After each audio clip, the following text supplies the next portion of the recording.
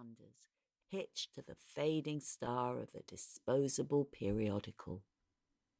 And of course, the elephant in the room was the English. In its early days, US copyright law was non-existent and didn't recognize anyone else's.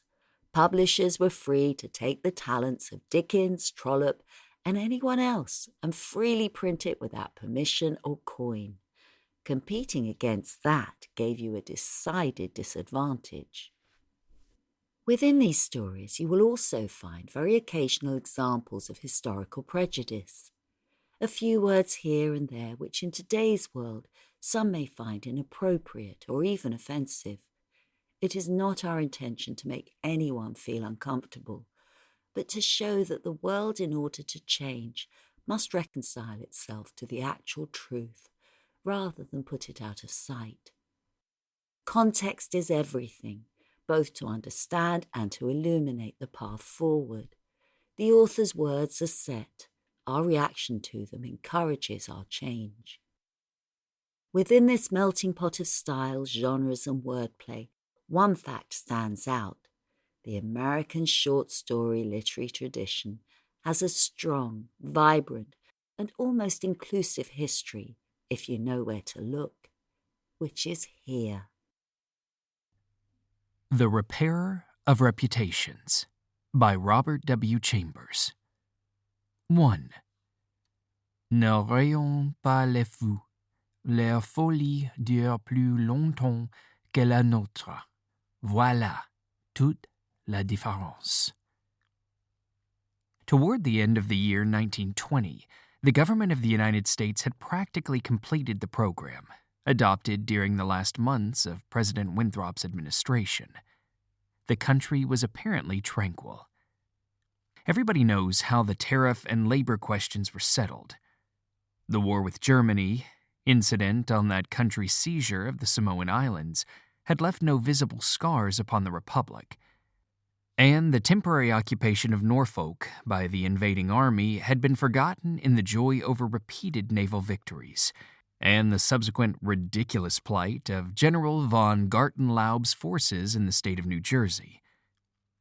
The Cuban and Hawaiian investments had paid 100%, and the territory of Samoa was well worth its cost as a coaling station. The country was in a superb state of defense. Every coast city had been well supplied with land fortifications. The army, under the parental eye of the general staff, organized according to the Prussian system, had been increased to 300,000 men, with a territorial reserve of 1,000,000. And 6 magnificent squadrons of cruisers and battleships patrolled the 6 stations of the navigable seas, leaving a steam reserve amply fitted to control home waters. The gentleman from the West had at last been constrained to acknowledge that a college for the training of diplomats was as necessary as law schools are for the training of barristers. Consequently, we were no longer represented abroad by incompetent patriots. The nation was prosperous. Chicago, for a moment paralyzed after a second great fire, had risen from its ruins, white and imperial and more beautiful than the white city which had been built for its plaything in 1893. Everywhere, good architecture was replacing bad, and even in New York, a sudden craving for decency had swept away a great portion of the existing horrors. Streets had been widened, properly paved and lighted. Trees had been planted, squares laid out, elevated structures demolished, and underground roads built to replace them.